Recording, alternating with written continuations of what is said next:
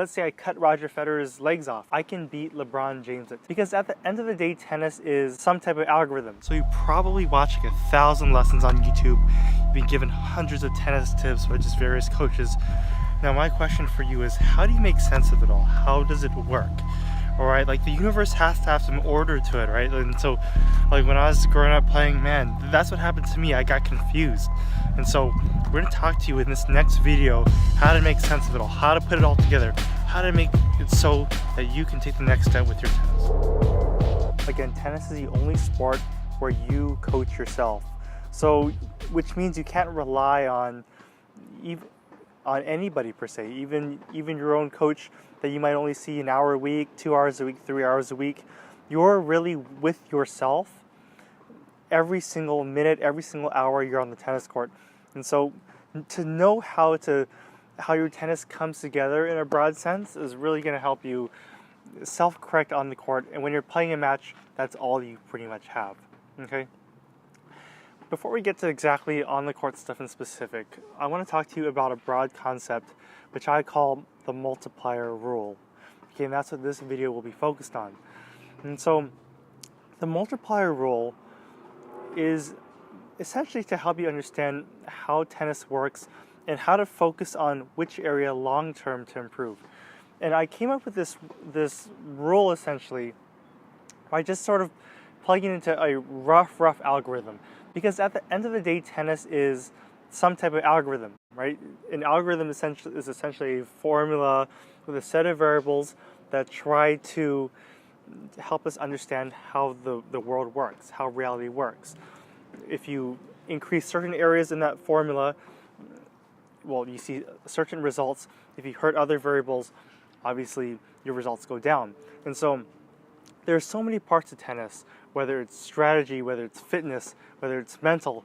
And I'm going to show you, hopefully in this rule, how it all works together. And so my channel is called the 15 Points of Tennis. And you see that 15 number, that logo, pretty much everywhere you go in this program. Because I think about tennis very systematically. I break tennis down into 3 parts. And these 3 parts are the 3 key multipliers that I'm going to talk about in this video. The first multiplier, and if you've gone through this course you would already know, is technique. Okay, to be technically sound. The second multiplier is mental toughness. And the third multiplier is physical toughness, or not just toughness, but your physicality, which has, again, each of these multipliers break down into 5 more parts. And so 3 times 5, that's why it's called the 15 points of tennis. Okay? But to understand how these work, you need all 3 of these multipliers, but they don't add together. They multiply together to give you a total score. And that total score is going to determine essentially what level you are in terms of your tennis skill level. And so for example, very, very likely, I can beat LeBron James at tennis. And so why is that? Well, LeBron James is a heck of a lot mentally tougher than me. He's a heck of a lot physically tougher than me, a greater athlete than me by 100 times, or maybe 10 times maybe.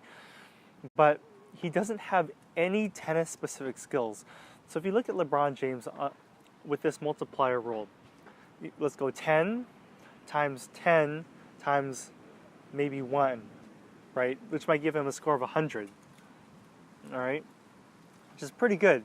Now, if you look at my game, my skill set, at this point in my life, semi-competitive player, but I don't do anything bad per se. I might have 5 on mental, 5 on physical, and 5 on technical. Again, 5 times 5 times 5 is 125. It's still a lot better than 10 times 10 times 1, which might be LeBron James at playing tennis. And therefore, I would beat LeBron James at tennis. You can plug any example you want into this. Now, I'd probably beat Roger Federer at tennis if he was lobotomized, if let's say we cut his brain out and he was incapacitated, right? Obviously, he wouldn't be capable. So if you don't have any mental toughness, or let's say I cut Roger Federer's legs off or something, well, maybe he'd be pretty good at wheelchair tennis, but you get the point.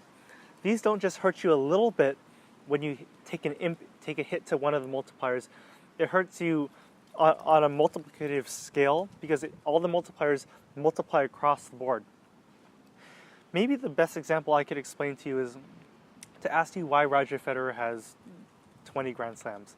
Obviously, he's the greatest player of all time, but compare Roger Federer to maybe Thomas Berdych, where if you look at all, let's say the 15 multipliers, Thomas Berdych might be a 9, 9, 9, 10, 10, 10, 9, 10, 10, 9, 9, 9, 10, whereas Federer is a 10, 10, 10, 10, 10, 9, 10, 10, 10, 10, 10, 9, right? So Federer's a couple more 10s in there, but actually if you do the math and you multiply those 10s across the board versus those 10s and a couple 9s across the board, those 10s come up astronomically. So Roger Federer's score would be astronomically higher than Thomas Berdych's score, okay?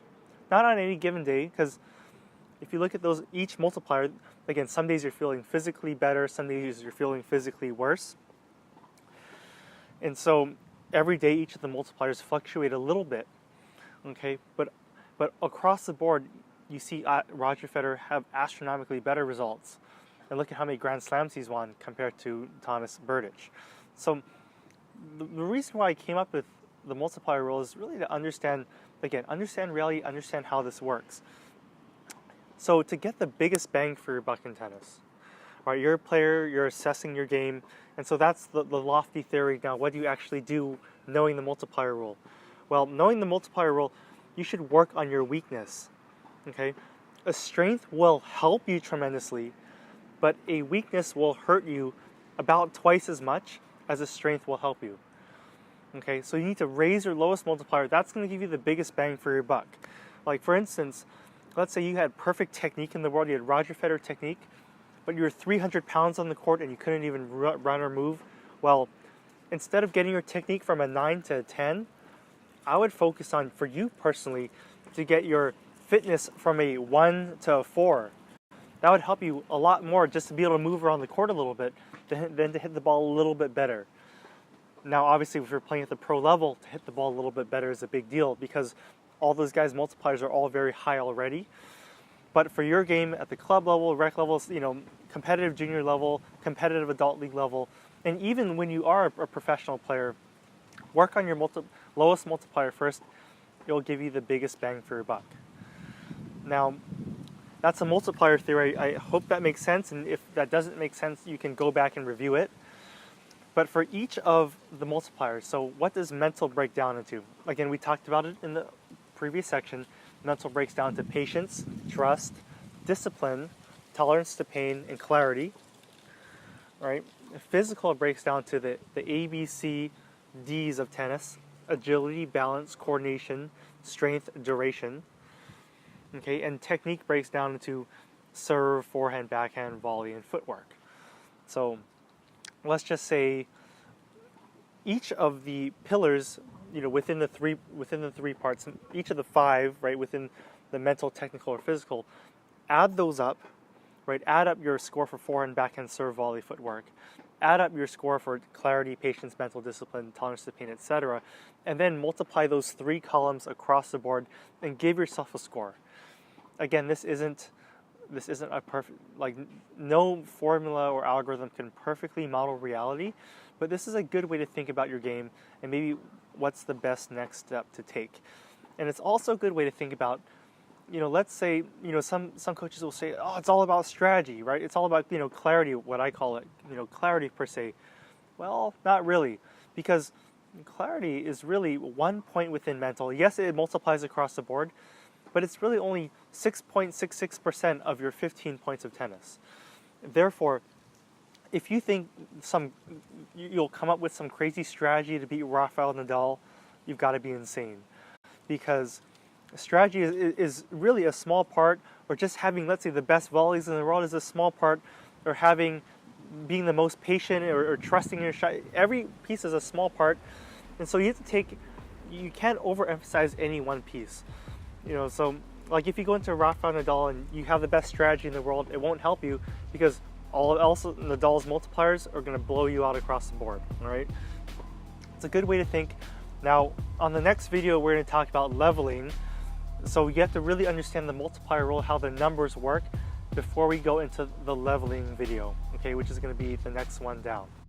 Thanks so much for watching, guys, and this is actually a video for my online program, and we're going to continue to the next concept in the program, but I had to make this this video in particular because it's so crucial to your understanding of tennis and your long-term improvement. I had to make this available to everyone.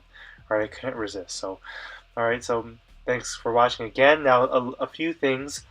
First thing is write in the comment section below your 3 multipliers. All right, I look at all these comments, but it's good for you to just write it out and see where you need to make the most rapid growth in over the next coming months for your game. Second of all, hit that subscribe button. Just keep whacking that subscribe button until it changes color. Okay, that's how you know it worked. All right, hit that subscribe button if you haven't yet already. And lastly, I have a free download of the multiplier worksheet that I use, and you can go through all the 15 points, and it basically gives you a great overview of your game, where you are, and quite frankly, helping you model your game and where to improve. And so it just takes that, what we talked about in this video, one step further. So there's an additional link. We'll make sure you get that sent to you right away. All right, so thank you so much, and we'll see you on the next video.